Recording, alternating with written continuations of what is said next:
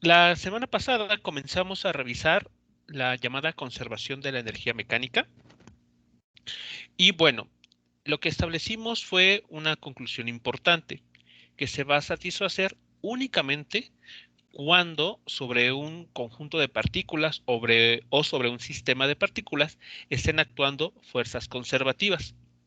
Y el resultado al que llegamos fue que la suma de la energía cinética y de la energía potencial va a ser constante en el tiempo, no va a variar, ni a incrementar ni a disminuir. Eso es lo que concluimos la última clase.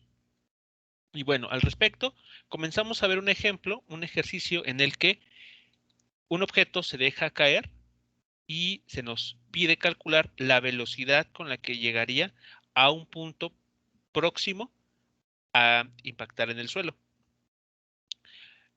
Adicionalmente, analizamos el caso en el que se tuviese un resorte en la parte inferior en esta figura que eventualmente fuera a detener a esta piedra una vez que se deja caer libremente hacia el suelo. Bueno, el día de hoy vamos a ver un segundo ejercicio que igualmente trata al respecto de la conservación de energía mecánica. Y bueno, este ejercicio comenta lo siguiente. Nos indican que un estudiante con una masa ahí dada de 56 kilogramos corre a 5 metros por segundo, toma una cuerda que está colgando, atada a lo que parece ser aquí un árbol, y se balancea sobre un lago.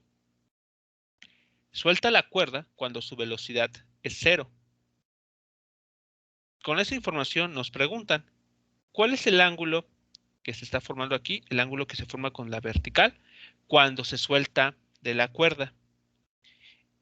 B, ¿cuál es la tensión en la cuerda justo antes de que el estudiante suelte a la cuerda? E inciso C, ¿cuál es la tensión máxima que experimenta la cuerda? Bueno, aquí debemos de entender entonces que inicialmente la cuerda estaba colocada de forma vertical, atada a un punto, a alguna rama en este árbol, y el estudiante se está moviendo de forma horizontal. Entonces, se sujeta de la cuerda para que, con la ayuda de esta, logre ascender una determinada altura y cuando lo logra, se suelta, se deja caer al interior del lago. Entonces, en el primer inciso, lo que nos está preguntando es, ¿qué ángulo se debió formar entre el eje vertical y la cuerda justo en el momento en que esta persona, este estudiante, suelta la cuerda para caer al interior del lago? Entonces, lo adecuado aquí es tratar el problema mediante la conservación de la energía mecánica. Y para eso, pues evidentemente debemos primero establecer ecuaciones para la energía mecánica en al menos dos puntos. En este caso, un punto de interés es evidentemente aquel en el que el estudiante se suelta. Ahí tenemos que calcular la energía mecánica. Incluso vamos a llamarla energía mecánica 2. Pero entonces significa que debemos de ubicar una energía mecánica previo a esta situación. Entonces, una situación que nos puede ser bastante útil es justo cuando este estudiante se está moviendo de forma horizontal, es decir, en el suelo, y va a tomar a la cuerda. ¿De acuerdo? Entonces, a esa situación la vamos a nombrar como energía mecánica 1.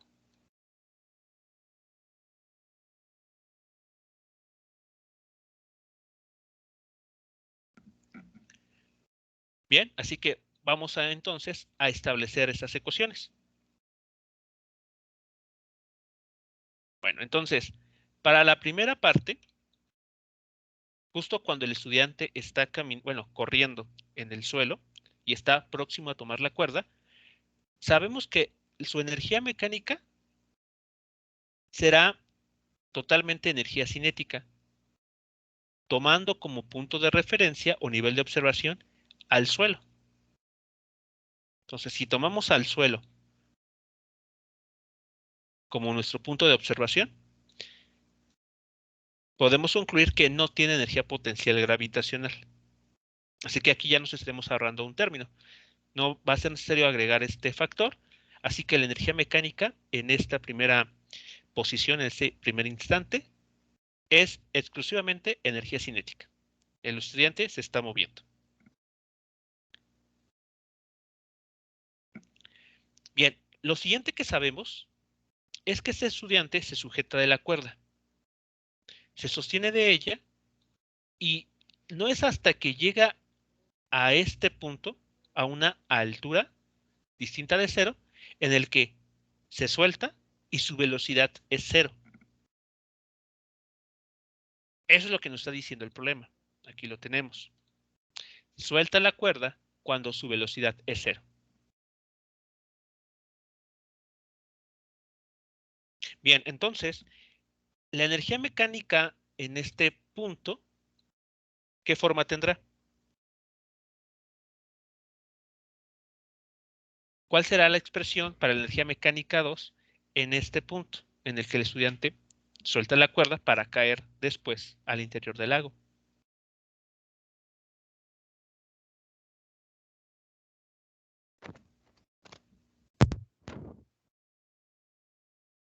Energía potencial gravitacional.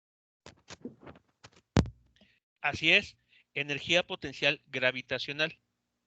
No hay ningún resorte en todo este problema, así que pues la parte de la energía mecánica elástica nos la estaríamos ahorrando también. Así que en este punto, como el estudiante alcanza una velocidad cero, no va a haber energía cinética. Entonces podemos argumentar lo siguiente. Aquí tenemos.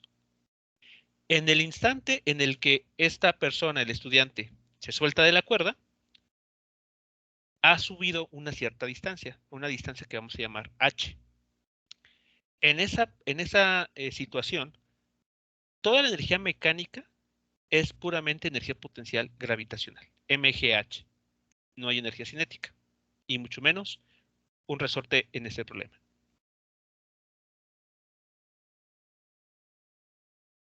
Así que eso es lo que vamos construyendo hasta ahora. De hecho, podremos tomar como referencia este dibujo. Vean ustedes. Tenemos aquí la longitud de la cuerda, que inicialmente estaba de forma vertical. Tenemos al estudiante, aquí representado por este punto de color rojo. El estudiante inicialmente tiene un vector velocidad dirigido de forma horizontal, pero una vez que se sujeta de la cuerda, sigue esa trayectoria. Un arco. Llega a esta altura y en este punto, cuando su velocidad es cero, se suelta. Lo que suceda después con este estudiante para llegar al interior del lago ya no nos interesa, no forma parte de nuestro análisis.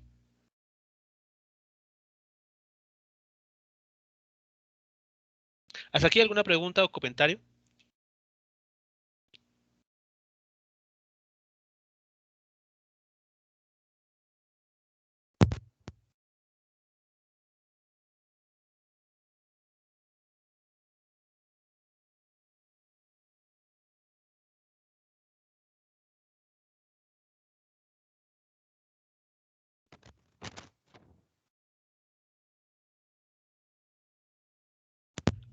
Bien, ahora, el problema no nos dice o no nos pide determinar a qué altura este estudiante se suelta.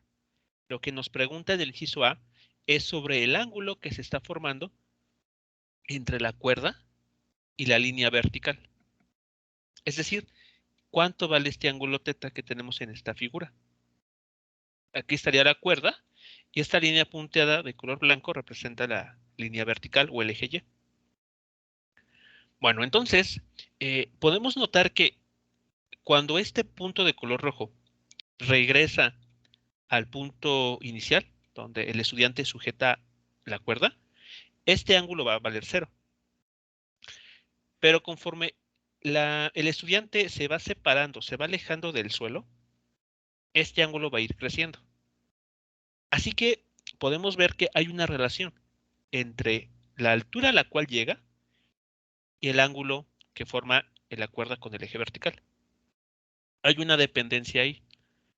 Lo que tenemos que hacer ahora es encontrar dicha dependencia.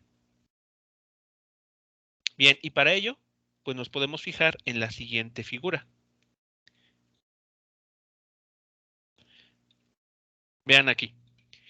Vamos a notar que en esta figura se está formando un triángulo rectángulo. Lo voy a señalar a continuación. Tenemos un cateto, un segundo cateto y la hipotenusa. Este es el triángulo que se está formando. Cuando h vale 0, quiere decir que la longitud de este cateto es igual a toda la longitud de la cuerda. Y este cateto, el horizontal, se hace 0, porque este lado coincide con este, bueno, mejor dicho, este punto de color rojo coincide con este otro, el que está abajo. Entonces este lado valdría 0. Bien, entonces podemos hacer la siguiente identificación. La hipotenusa de este triángulo rectángulo, pues es evidentemente la longitud de la cuerda. Aquí está, la longitud de esa cuerda. Y el lado, o el cateto de este triángulo rectángulo, el que sería adyacente al ángulo θ que nos interesa, mide L menos H.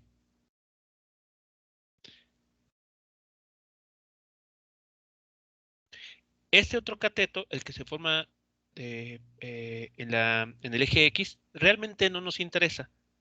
No nos interesa esa separación. ¿Qué tanto avanzó el estudiante de forma horizontal? Lo que nos interesa es, en todo caso, relacionar esta cantidad H con ese ángulo. Y aquí ya lo estamos logrando. Entonces, podemos construir lo siguiente. Si dividimos la longitud de este cateto adyacente entre la longitud de la hipotenusa, estaremos encontrando la función coseno o la razón trigonométrica coseno.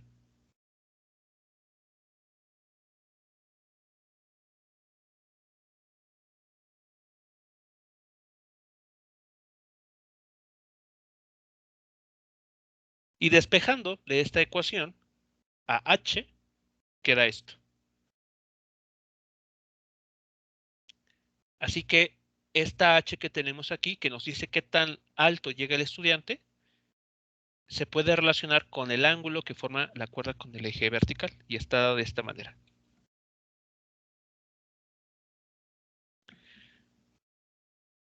Es más, hasta podemos verificar. Cuando el ángulo θ vale 0, eso quiere decir que la cuerda está totalmente vertical. Vean lo que va a suceder. Coseno de 0 vale 1. 1 menos 1, 0. Por lo tanto, h igual a 0. Tiene sentido. El estudiante aún no se habría alejado del suelo. Sus pies todavía estarían en el suelo.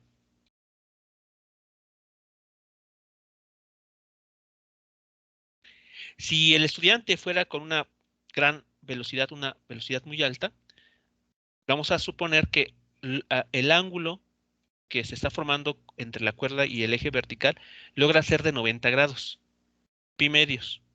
Entonces, en esa situación bastante crítica, el coseno de ese ángulo sería 0. Y 1 menos 0, 1. Y 1 por L, L. Es decir, en esa situación un poco difícil de lograr, el estudiante habría alcanzado una altura exactamente igual a la longitud de la cuerda. Es decir, se estaría ubicando en esta situación.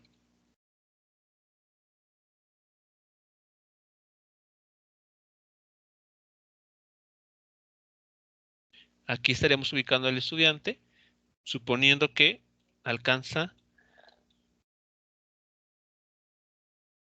una altura igual a la longitud de la cuerda. Entonces, bueno, así andaría, ¿no? Pero bueno, vemos que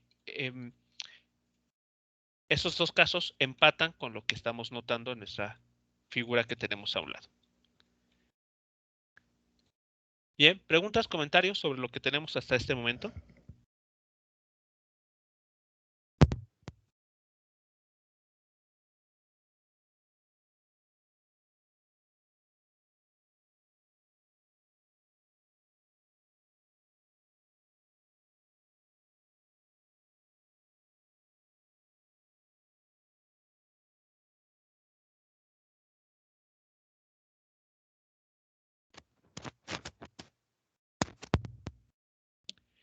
Bien, el siguiente paso entonces es pues sustituir el valor de h que tenemos aquí abajo en términos del ángulo θ.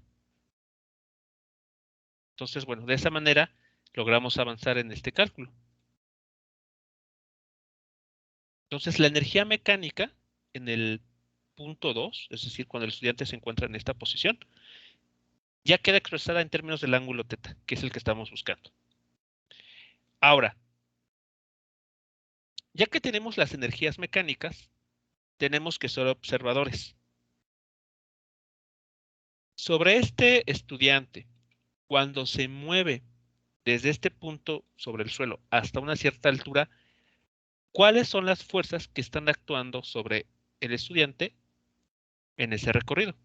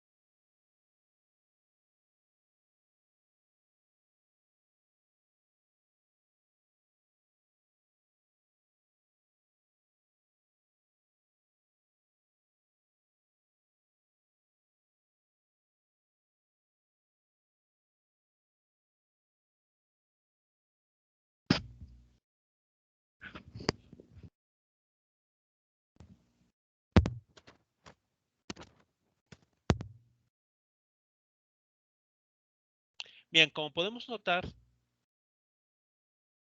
conforme este estudiante va avanzando, sujetándose de la cuerda, vemos aquí podemos dibujar varios momentos en que se sitúa el estudiante hasta que por fin se suelta. Están actuando dos fuerzas. La más evidente es el vector peso,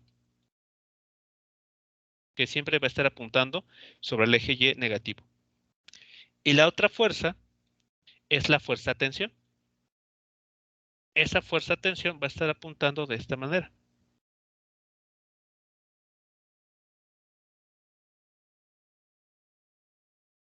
La fuerza tensión tendrá esta dirección.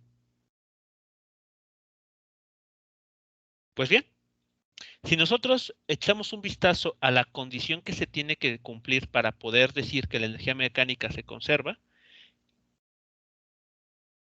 puede que la forma de analizar el problema no sea tan sencilla, porque nos dicen aquí, si solo fuerzas conservativas efectúan trabajo sobre un sistema, entonces la energía mecánica se va a conservar.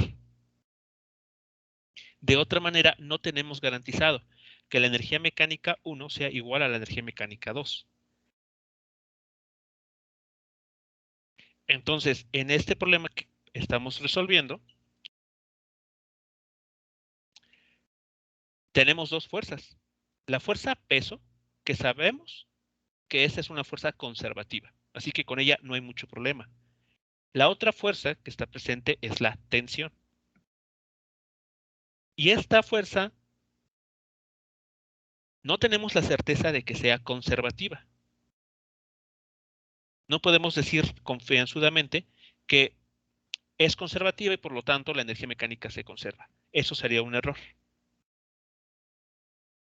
Entonces, ¿qué tenemos que hacer con la fuerza tensión para seguir avanzando? Bueno, podemos notar lo siguiente. Si hacemos un zoom a lo que está ocurriendo, vamos a notar lo que está pasando. Conforme el estudiante va ascendiendo, su vector de desplazamiento está apuntando de esta manera, la línea de color blanco que estoy dibujando.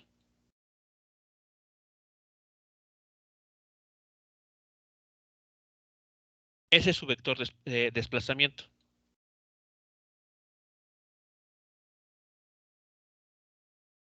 Y podemos notar que entre el vector de desplazamiento y la fuerza tensión se está formando un ángulo de 90 grados. ¿Qué podemos concluir acerca del trabajo mecánico debido a esta fuerza, a la fuerza tensión?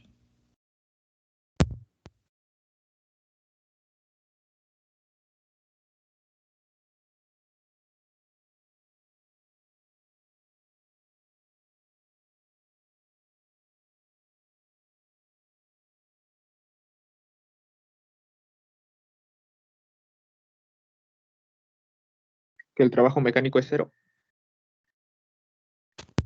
Así es. ¿Por qué?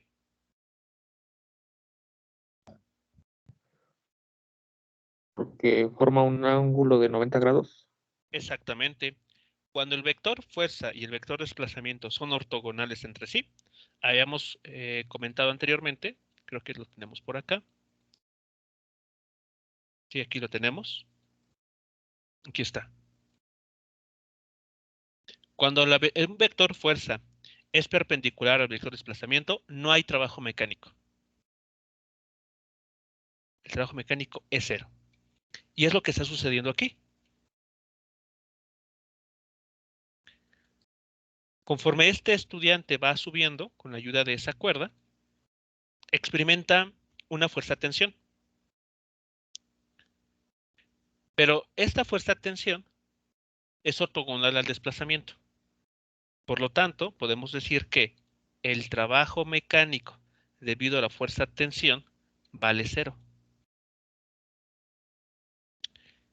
Y entonces un cero no quita ni aumenta, no altera en nada lo que sea que esté sucediendo aquí con la energía cinética o energía potencial. Así que, pues digamos que nos daría un poco igual si esa fuerza-tensión es o no conservativa. Afortunadamente, como es ortogonal al desplazamiento, no realiza trabajo mecánico.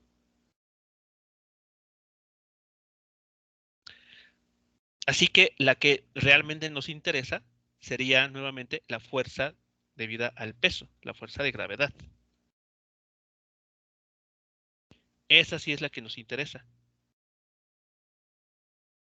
Esa sí va a realizar un trabajo mecánico que no es cero.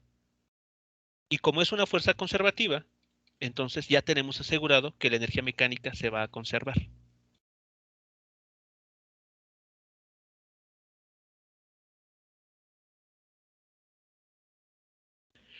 ¿Preguntas o comentarios sobre esta parte? Sobre lo que se está discutiendo acerca de la fuerza-tensión.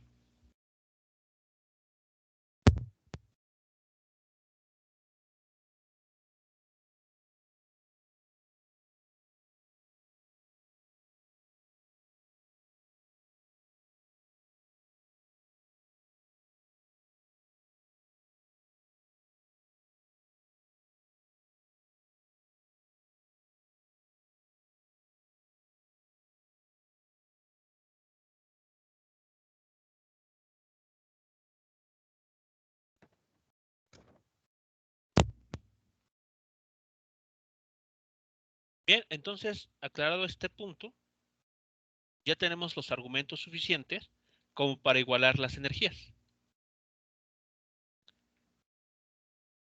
Entonces aquí podemos incluso hasta hacer una corrección. Como la fuerza de gravedad es una fuerza conservativa y es la única fuerza que realiza un trabajo mecánico,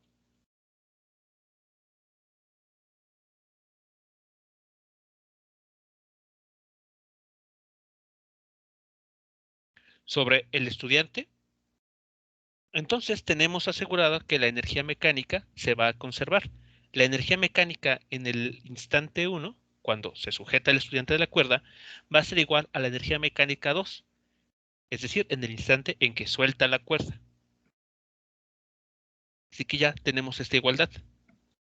Lo siguiente que hay que hacer, pues, es despejar el ángulo, puesto que esa es la variable que nos está interesando conocer.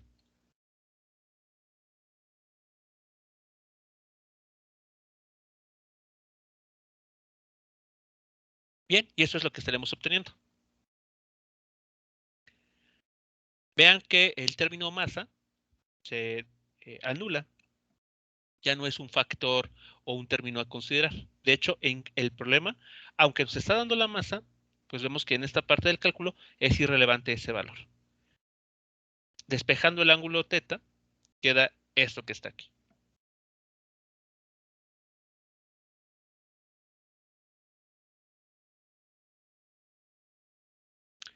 Nótese también que dentro del argumento de esta función del arco coseno que tenemos aquí, se está al 1, se le está restando una cantidad que depende de la velocidad del estudiante, de la aceleración debida a la gravedad y de la longitud de la cuerda. Si hacemos análisis dimensional en este término, ustedes podrán ver que esta cantidad es adimensional, no va a tener unidades. Así que no va a haber problema si a 1 se le resta esta cantidad. Al ser adimensional, todo cuadra perfectamente. Y eso sería entonces nuestro resultado para el primer inciso.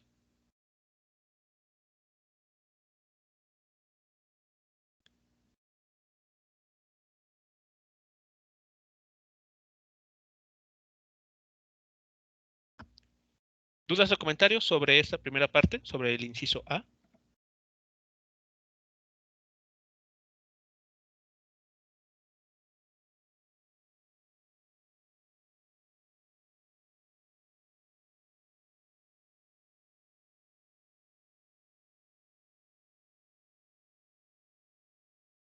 Todo bien, profe.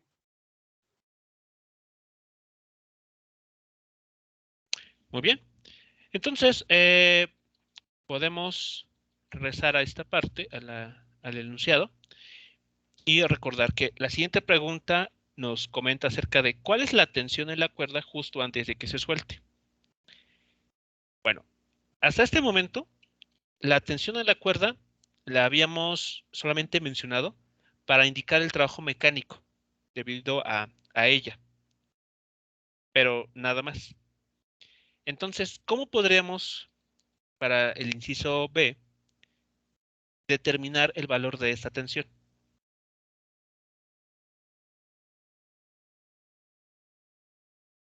Dado que la fuerza es dado que la tensión es una fuerza, ¿qué análisis de los que ya hemos trabajado y que incluso trató también la evaluación anterior se puede implementar aquí?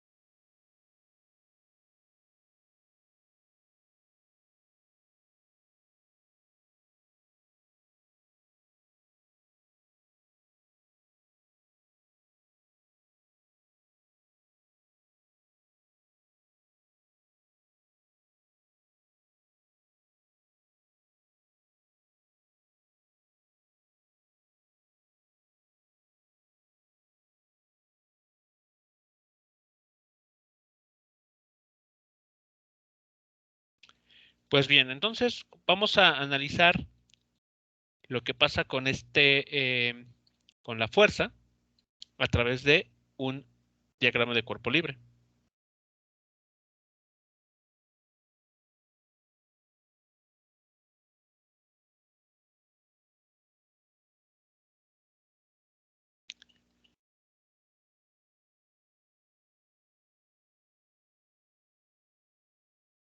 Bien, entonces eso es lo que estaríamos observando.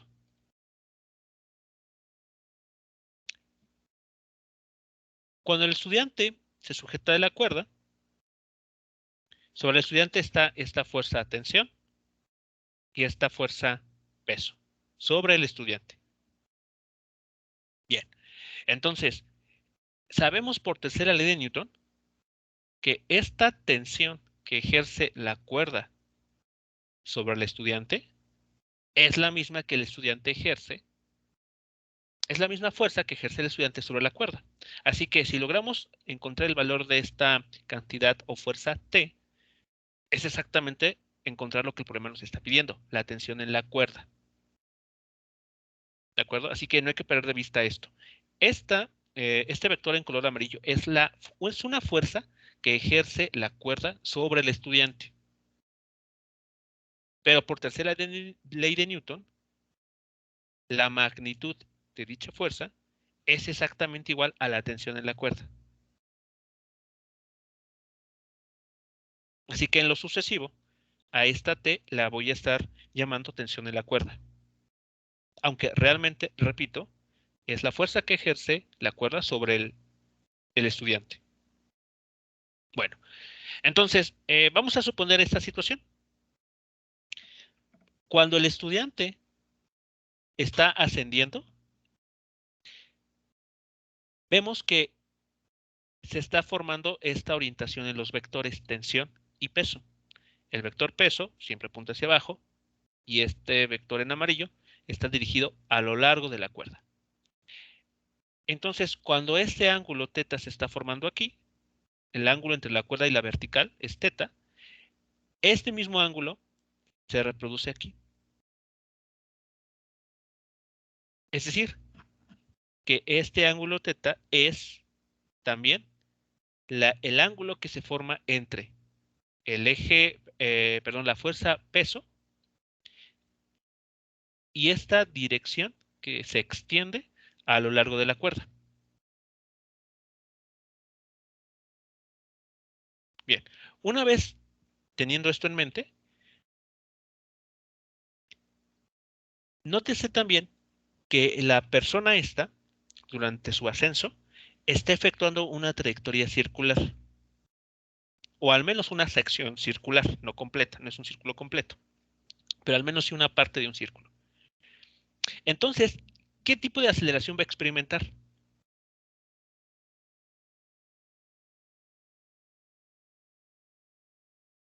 ¿Y hacia dónde está dirigida dicha aceleración?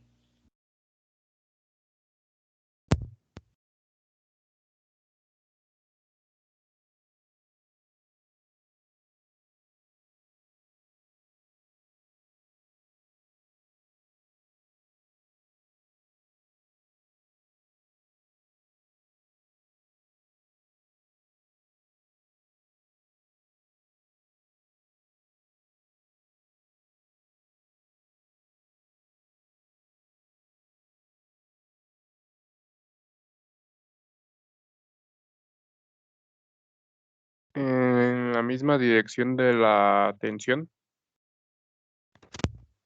Así es. ¿Y cómo se llama esa aceleración? Centrípeta. Exactamente.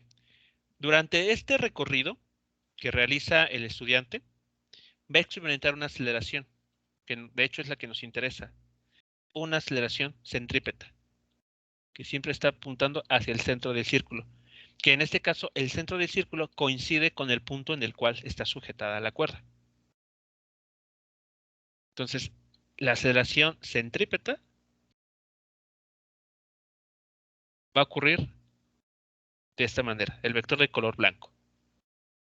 Bien, entonces, en esta situación, el diagrama de cuerpo libre lo vamos a construir de la siguiente manera. No nos conviene construir el diagrama de cuerpo libre así. No nos conviene. ¿Por qué? Porque al hacerlo, el vector peso, el vector rojo que ya quedó oculto, está apuntando en el eje vertical. Eso estaría bien. Pero la tensión en este punto que nos interesa, vean, si aquí dibujamos el vector aceleración, ¿cuántas componentes va a tener?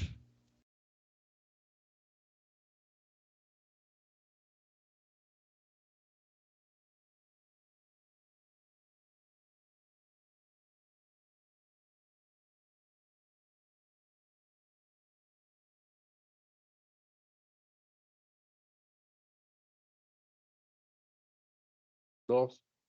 Así tiene dos componentes. De hecho, está en el cuadrante 2. Entonces, trabajar con una aceleración que es una incógnita en dos componentes, en dos ejes, algebraicamente se va a volver complicado. Entonces, la construcción más inteligente que hay que hacer en este tipo de problemas es orientar los ejes de manera que el vector aceleración quede en una sola dirección. En este caso, la situación más inteligente es el eje Y a lo largo del vector tensión y el eje X ortogonal. Así. Aquí tenemos el eje X y hacia este punto el eje Y. Por esa razón tenemos ese diagrama de cuerpo libre. Ese es el diagrama correcto para esta situación. De esta manera ustedes pueden ver que el vector aceleración pues quedará en un solo eje. De hecho, en el eje vertical, positivo. Y ya no tendrá dos componentes.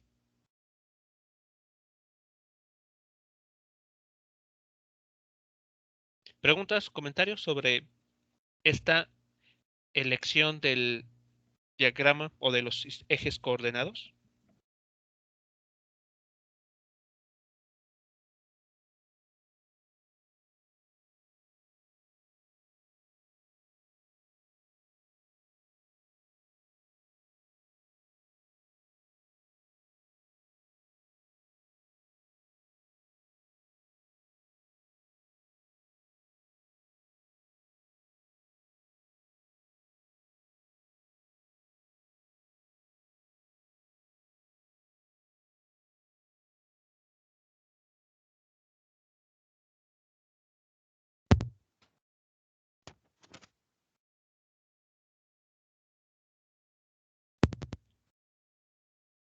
Bien, entonces, ya que tenemos esta parte del diagrama de cuerpo libre, ya que tenemos el diagrama de cuerpo libre construido correctamente, lo siguiente es hacer los cálculos que nosotros ya conocemos, que hemos visto en la parte de dinámica. Y por lo tanto, pues aquí ya no es necesario hacer muchos comentarios al respecto. Tenemos una tabla donde resumimos todas las fuerzas que están presentes en este objeto, bueno, en este caso el estudiante, y construimos las ecuaciones a través de estas dos columnas.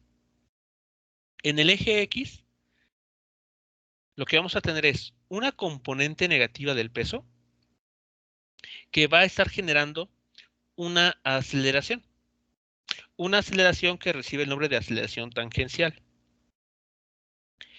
Por el momento, esta aceleración tangencial no nos interesa.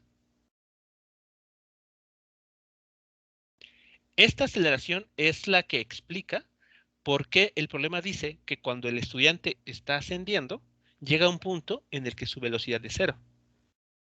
Como ven, esta aceleración, al momento de despejarla de aquí, va a tener un signo negativo. Eso nos habla entonces de que esta aceleración, llamada tangencial, va a ir frenando eh, al estudiante conforme se va ascendiendo.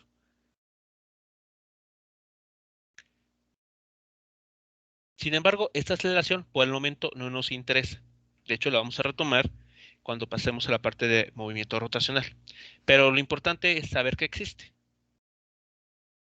Por ahora basta con saber que esta aceleración es la que explica ese cambio en la velocidad del estudiante. Por otro lado, si analizamos lo que sucede en el eje Y, podemos ver que la tensión menos esta componente del peso es igual a la masa por la aceleración centrípeta. Y como habíamos visto, coincide con el eje Y positivo, gracias a la elección de este sistema de referencia. Bien, una vez hecho esto, pues vamos a trabajar las ecuaciones en el eje Y. Y eso es lo que estaría sucediendo. De esta ecuación podemos despejar la tensión. Entonces, la tensión es igual a la masa por la aceleración centrípeta más la componente Y del peso. Pero ahora sabemos del movimiento circular cuando lo revisamos que la aceleración centrípeta es igual al cuadrado de la velocidad entre el radio de la circunferencia. En este caso, el radio de esa circunferencia pues es justamente la longitud de la cuerda.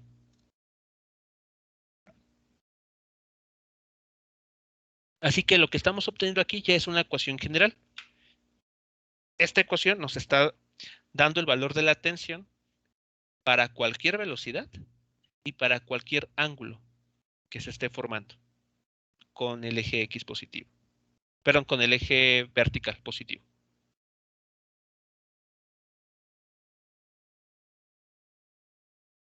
Hasta aquí, preguntas o comentarios sobre la obtención de esta ecuación.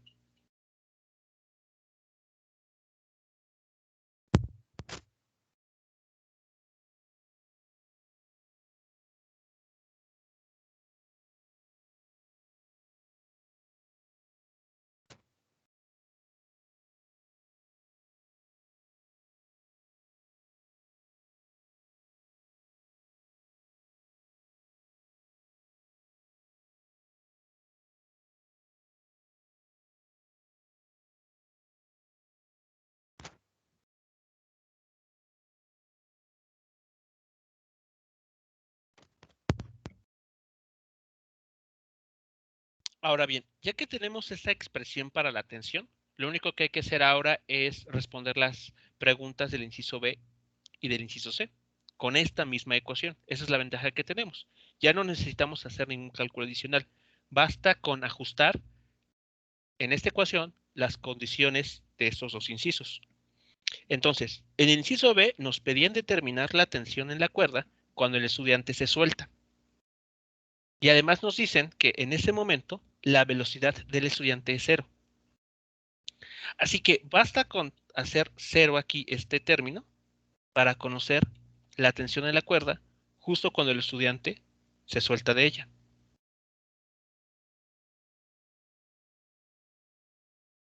Y este es el resultado. Justo antes de soltarse, la velocidad del estudiante es de 0 metros sobre segundo, por lo tanto la tensión es simplemente igual a la componente Y del vector peso.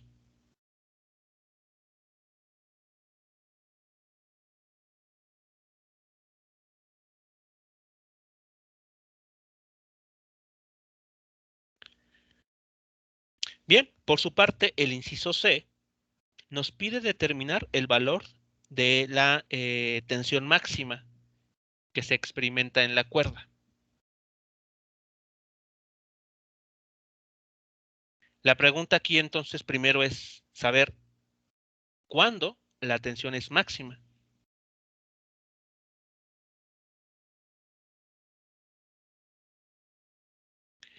Bueno, pues aquí podemos notar lo siguiente. Cuando el ángulo se va incrementando, el ángulo entre el eje vertical y la cuerda se está incrementando, la velocidad del estudiante va decreciendo, porque está moviéndose hacia arriba, mientras que la fuerza de gravedad tira de él en la dirección opuesta. Entonces, ya dimos argumentos en clases anteriores o en sesiones grabadas pasadas, que cuando esto ocurre, la fuerza de gravedad realiza un trabajo mecánico negativo. Y por esta razón, el estudiante estaría perdiendo energía cinética. Entonces, entre más sea grande, entre mayor sea el valor del ángulo θ, menor será la velocidad del estudiante. Entonces, aquí hay una especie de competencia entre el ángulo y la velocidad. Y quien gane, por decirlo de algún modo, es el que va a darle el valor a la fuerza de tensión. Entonces, lo ideal es elegir o identificar un punto en el que este ángulo sea lo menor posible. ¿En qué situación ocurre eso? Cuando este ángulo tendría el menor valor.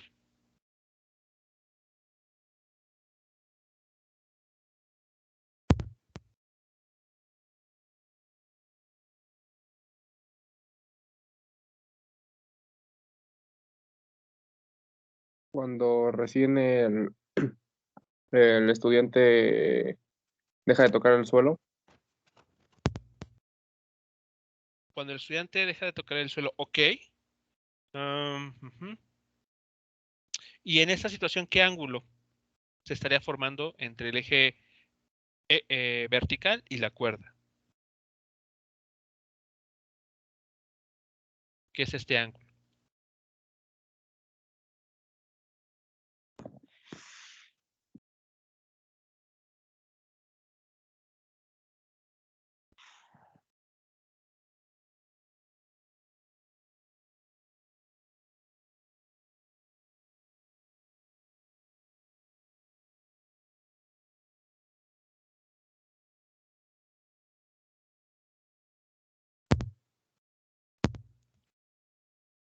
Cuando el estudiante se sujeta de la cuerda, aunque sea momentáneamente, esta sigue estando en forma vertical.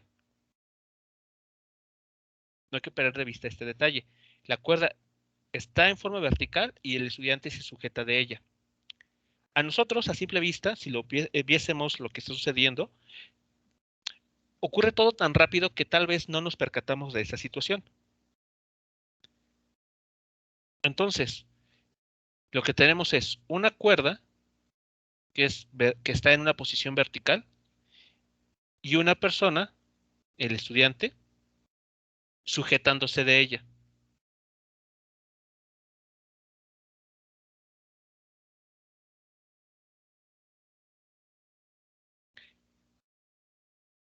En esta situación, la velocidad del estudiante es la inicial. Posteriormente, esta velocidad va a ir en decremento, por lo que ya comentamos. El trabajo mecánico, debido a la fuerza de gravedad, es negativo, porque el estudiante está ascendiendo y la fuerza de gravedad tira hacia abajo. Pero eso ya va a suceder después. Lo que nos interesa es qué sucede justo cuando el estudiante se sujeta de la cuerda. Bien, entonces, tomando esto en consideración, sabemos que la velocidad del estudiante es la velocidad inicial que el problema nos está dando. Incluso está como dato numérico.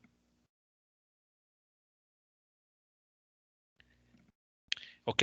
Y el ángulo que se forma entre la cuerda y el eje vertical vale 0. Y coseno de 0 es 1.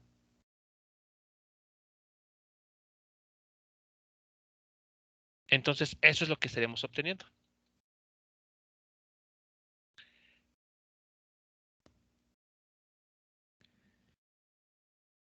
La tensión en la cuerda depende tanto de la velocidad del estudiante como del ángulo que se forma entre la cuerda y el eje vertical. Entonces, fijando θ igual a 0 grados, es decir, la cuerda sigue vertical, y tomando en cuenta la velocidad del estudiante cuando se sujeta de la cuerda por primera vez, concluimos que esa es la tensión máxima.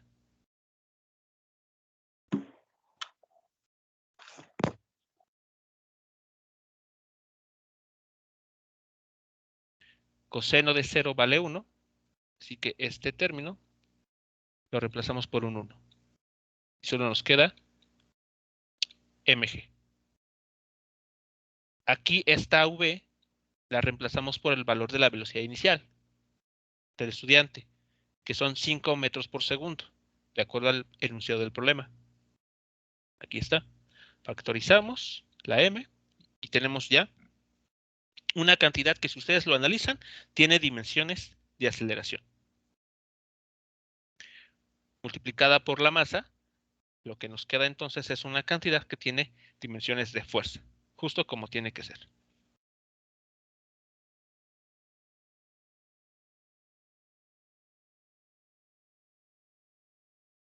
Preguntas o comentarios sobre este último caso. Esto estaría dando respuesta al inciso C, la tensión máxima que experimenta la cuerda.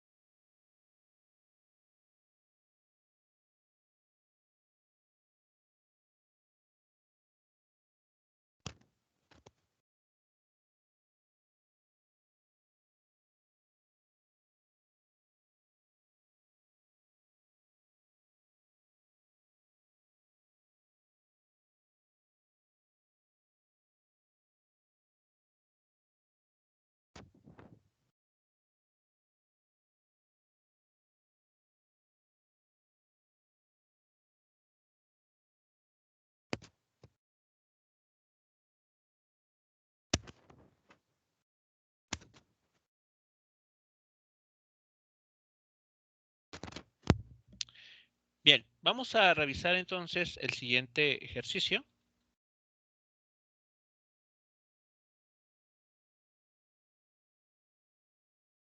Que trata ahora de un resorte.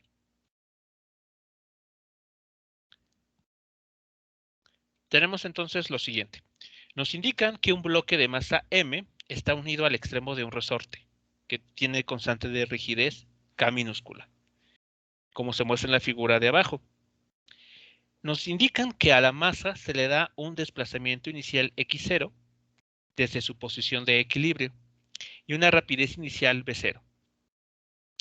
Ignorando la fricción y la masa del resorte, use métodos de energía para encontrar, inciso A, la rapidez la rapidez máxima del bloque, y B, el alargamiento máximo desde la posición de equilibrio que va a experimentar evidentemente el resorte en términos de las cantidades dadas, que son la masa del bloque, la constante del resorte, la velocidad inicial v0 y el desplazamiento inicial x0.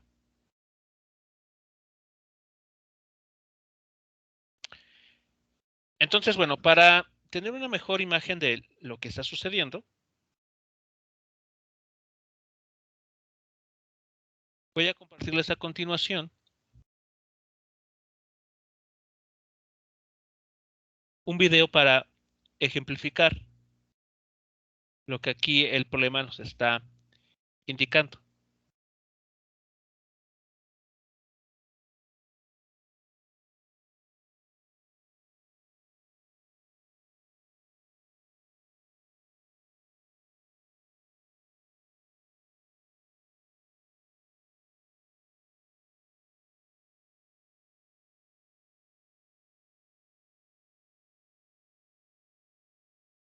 Bien, tenemos en esta imagen un bloque que está unido a un resorte. Este resorte tiene su extremo izquierdo fijo, pegado a una pared, y su extremo derecho está unido al bloque. Así que si el bloque experimenta algún movimiento, como resultado de ello, el resorte o bien se va a estirar o se va a comprimir. Aquí tenemos coloreadas las fuerzas que están actuando sobre el bloque. La primera de ellas es la fuerza de reacción de la mesa. o como conocemos normalmente, la fuerza normal. El vector peso, pintado en color azul, y en color guinda, la fuerza debida al resorte. Entonces, cuando este objeto se deja libre, esto es lo que va a ocurrir.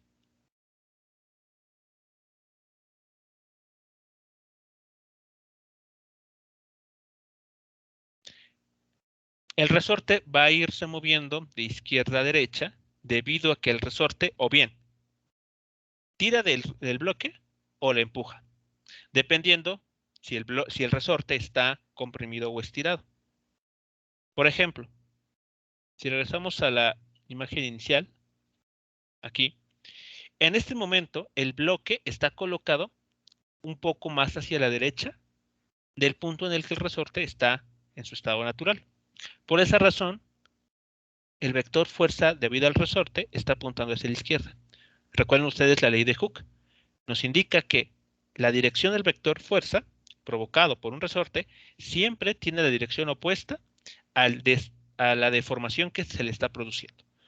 Entonces, si esta fuerza está dibujada hacia la izquierda, quiere decir que la deformación que está experimentando ha ocurrido hacia la derecha. Es decir, el resorte está siendo estirado. Bueno, cuando ese bloque se deja en libertad, vean ustedes que se movió hacia la izquierda. Pero al hacerlo, fue comprimiendo el resorte. Y como consecuencia de ello, la fuerza del resorte ahora cambia de dirección, apunta hacia la derecha. Como resultado de esto, el resorte va a empujar al bloque. Entonces lo va a lanzar hacia la derecha. Pero al hacerlo, al moverse el bloque hacia la derecha, hace que el resorte ahora se estire. Y como resultado, la fuerza del resorte cambia de dirección y ahora apunta hacia la izquierda nuevamente. Entonces va a tirar del bloque. Al hacerlo, el bloque viaja hacia la izquierda, comprimiendo el resorte. Y otra vez la historia se repite. El bloque es detenido por el resorte y después lanzado. Y así, este movimiento, asumiendo que no hay fricción, va a permanecer de manera indefinida. De eso es lo que trata el problema que vamos a resolver a continuación. En este caso nos está diciendo que el bloque se ha desplazado una cierta cantidad de x0. Y en esa situación también lleva una cierta velocidad v0. Si ustedes observan también la gráfica que tenemos del lado derecho, pueden ver que la energía potencial elástica está coloreada de verde. Entonces, toda esta barra está indicando que en este momento el resorte está totalmente estirado. Y la energía cinética del bloque es cero. De hecho, no aparece nada de un rastro de esta barra de color café. Pero, ¿qué pasa cuando este objeto se libera? Es arrastrado por la fuerza debida al resorte. Pueden ver cómo ahora toda esta barra se pinta de color rojo, indicándonos que la energía cinética está incrementándose. De hecho, casi es 100% energía cinética.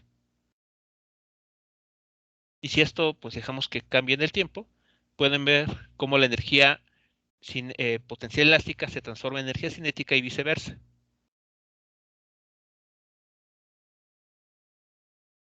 Entonces, recordando lo que nos dice el problema, en el inciso A nos dice que debemos de determinar la rapidez máxima del bloque. Y ustedes viendo este video, ¿dónde identifican que se presenta la máxima velocidad en ese bloque?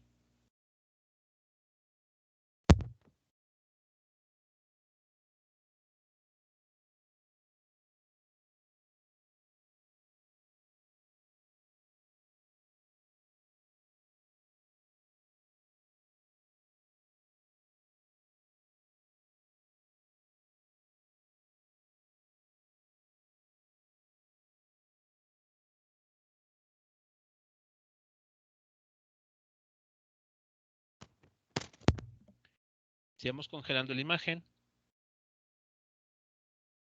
Vean, ahí casi tenemos toda la energía elástica al 100%.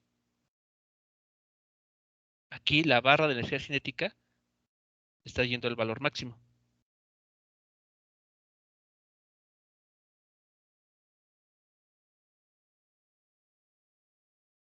Noten el comportamiento de la fuerza debido al resorte cuando la energía cinética está cubriendo toda esta columna. ¿Cuánto valdrá la deformación de resorte en este punto?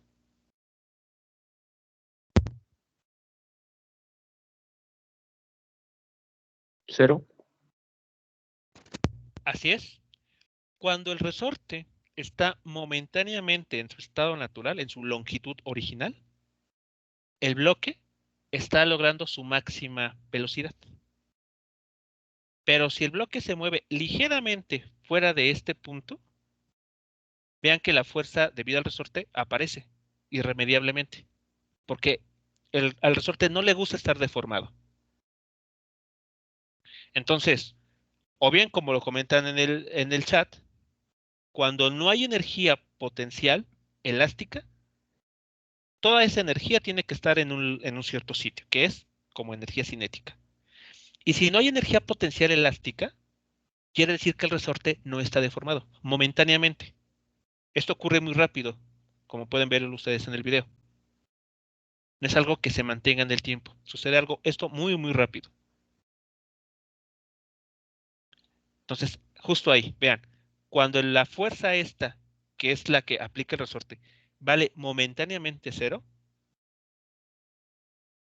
toda la energía mecánica es energía cinética.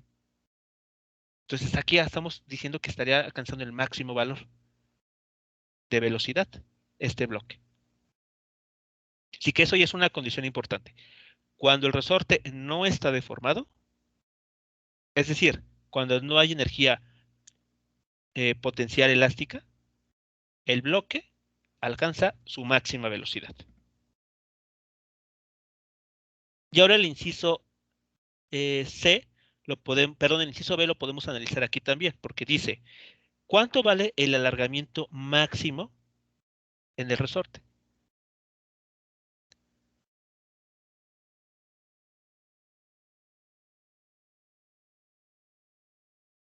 ¿Cuándo ocurrirá eso? ¿Cuándo podemos establecer que el resorte está en su máximo alargamiento?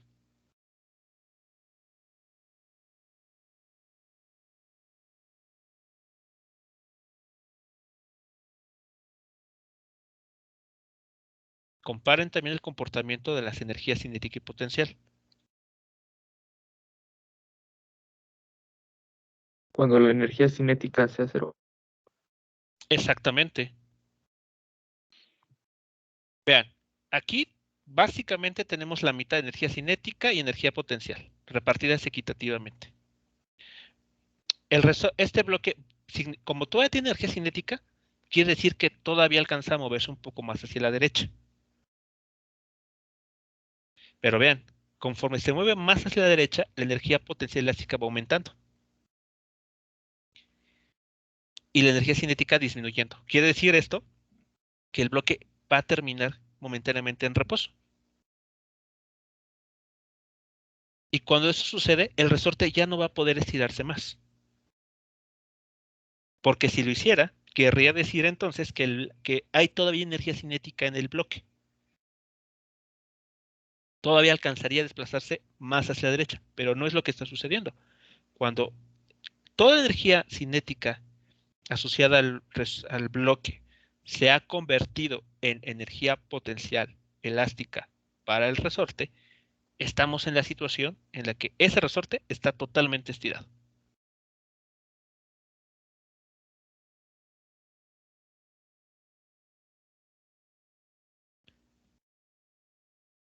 ¿Preguntas o comentarios con esta parte?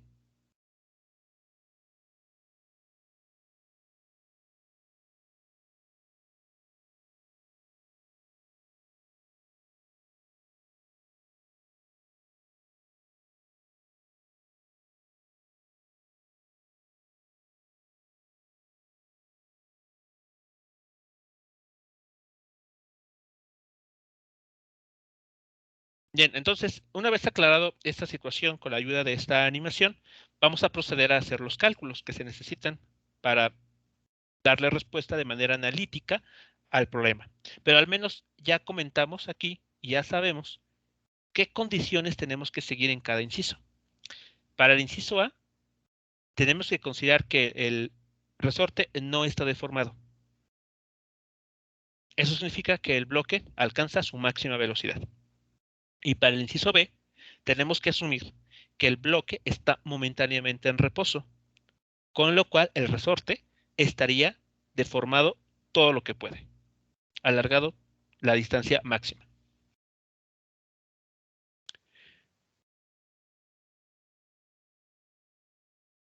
Entonces, regresando a la pizarra,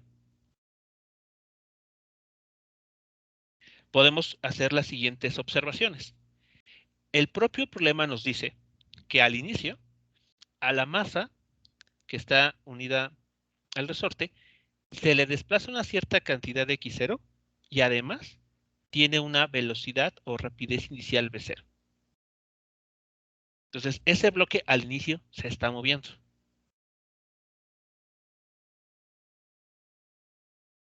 Entonces, a esa situación la vamos a considerar como la situación inicial. Entonces, en ese punto, la energía mecánica, que es igual a la suma de energía cinética más energía potencial, elástica en este caso, va a tener esta forma.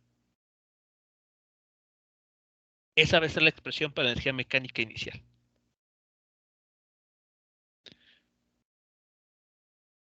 ¿De acuerdo? El objeto, el bloque, se ha desplazado una cierta cantidad de x0. Por lo tanto, el resorte está deformado. Esa misma cantidad de x0. Por eso tenemos aquí energía potencial elástica. Y además el bloque nos dicen que tiene una cierta velocidad v0. Por lo tanto, tiene energía cinética.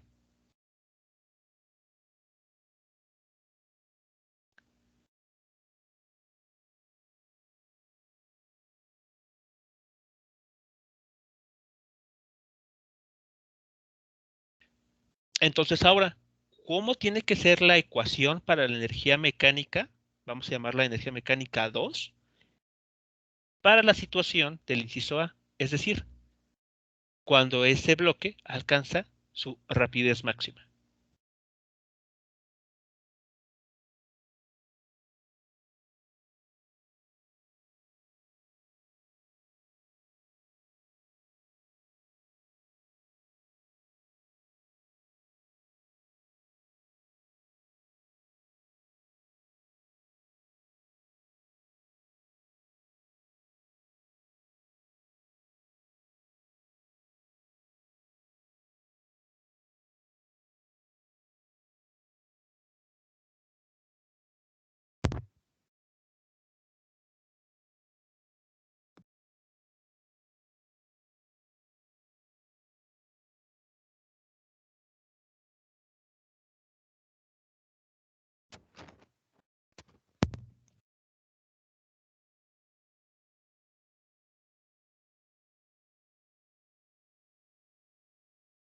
Bien, como se comentó en el video, esa es la condición que se tiene que cumplir cuando el bloque alcanza su máxima velocidad. El resorte momentáneamente va a estar en su estado natural. No va a estar comprimido, no va a estar estirado. Entonces, la energía mecánica total en esa situación específica va a ser puramente energía cinética. No va a haber energía potencial de ningún tipo. Y en particular, no habrá energía potencial elástica. Toda la energía es cinética. Es más, hasta podemos decir aquí que la energía cinética tiene un valor máximo.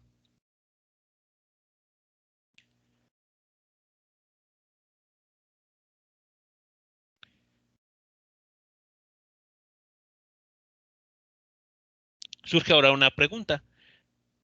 ¿Cuáles serían los argumentos que debemos de dar para poder afirmar que la energía mecánica se conserva? Es decir, que esta energía mecánica es exactamente igual a esta otra.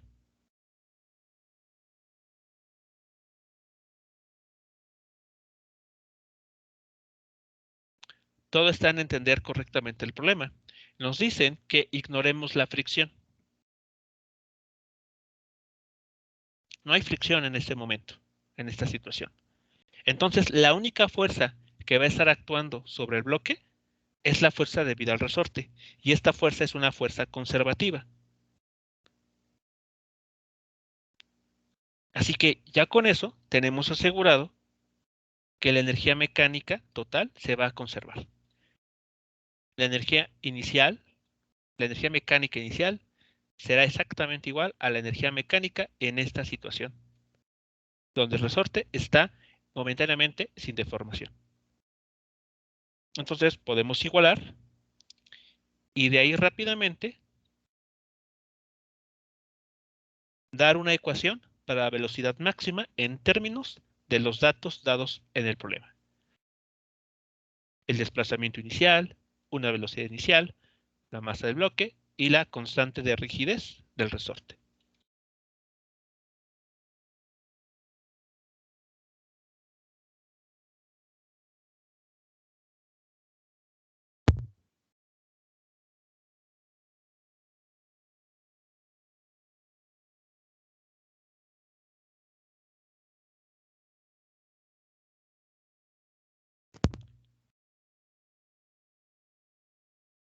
¿Dudas u observaciones sobre el desarrollo del primer inciso?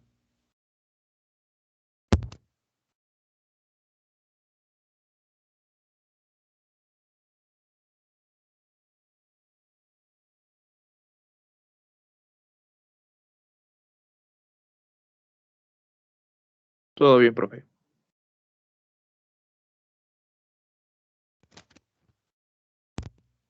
Ok, muy bien. Entonces, para los minutos que quedan de clase, les pido a ustedes que resuelvan el inciso B, que pide determinar cuál será el alargamiento máximo que experimentará ese resorte desde su posición de equilibrio, es decir, desde la posición en la cual no estaba estirado. Recuerden ustedes que la energía inicial en este problema es esta cantidad. Esta va a ser la energía mecánica inicial. Tienen entonces ustedes que encontrar una condición para la energía mecánica cuando se tiene el máximo alargamiento en ese resorte. Después verificar que se cumplen las condiciones para poder utilizar la conservación de la energía mecánica y una vez que lo hagan, pueden igualar esa energía mecánica 1 que tenemos aquí con esa cantidad o esa ecuación que ustedes proponen y de ahí despejar ese máximo alargamiento.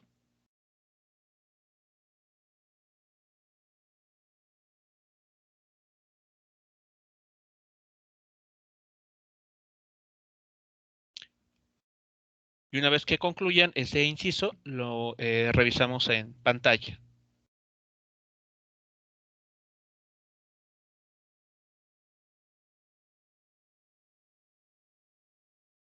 Así que bueno, de unos 5 a 8 minutos para resolver el inciso B. Les pongo el enunciado por si lo requieren.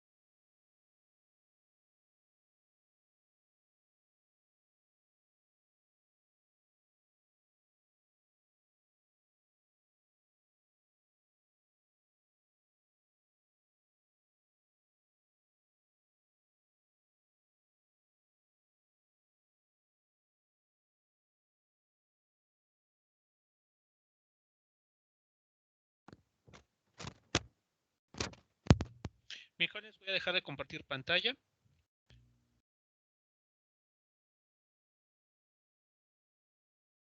Para quien que tenga el resultado del último inciso, lo pueda compartir a través de su pantalla.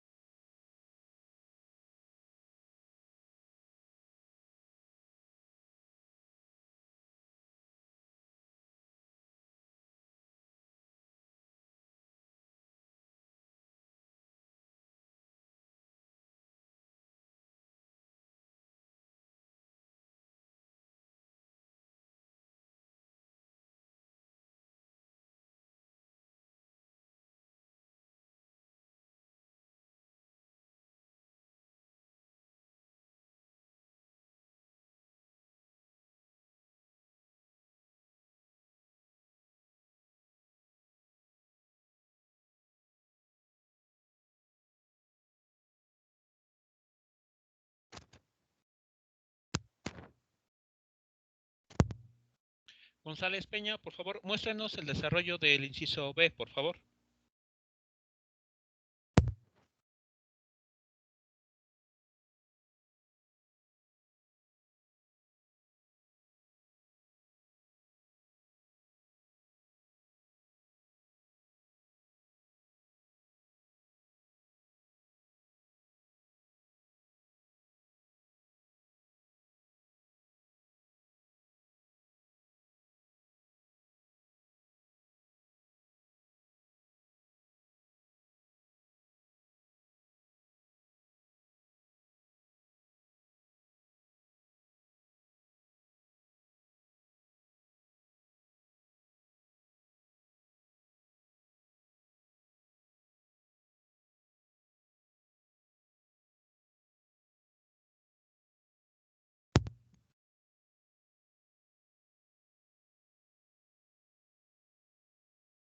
Pérez Adrián, sea usted quien muestre el desarrollo del inciso, por favor.